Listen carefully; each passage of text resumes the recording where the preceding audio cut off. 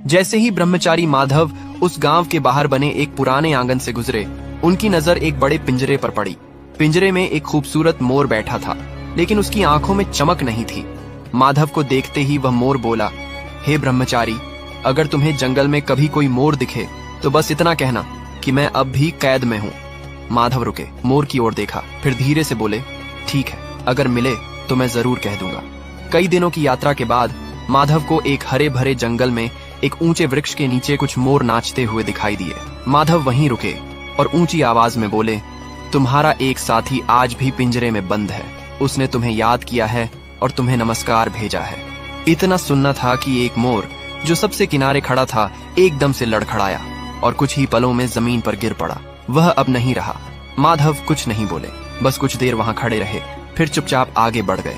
कुछ समय बाद वे फिर उसी गांव पहुंचे जहां वह मोर पिंजरे में बंद था।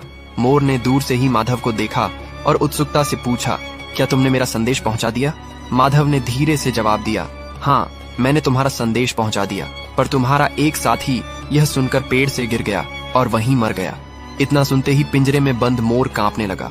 उसके पंख फड़फड़ाने लगे और फिर वह एकदम शांत हो गया। आंखें बंद कर लीं और जैसे प्राण निकल गए हों।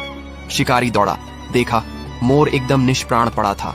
उसने पिंजरे का दरवाजा खोला और मोर को बाहर फेंक दिया, मगर जैसे ही मोर जमीन पर गिरा, उसने पंख फैलाए और उड़कर एक ऊंचे पेड़ पर जा बैठा। माधव ने शांत स्वर में कहा, जो बात समझ से न हो सके उसे कभी कभी चुप रहकर ही हल करना पड़ता है। आजादी के लिए जोर से नहीं, समझदारी से उड़ान भरनी पड़ती है।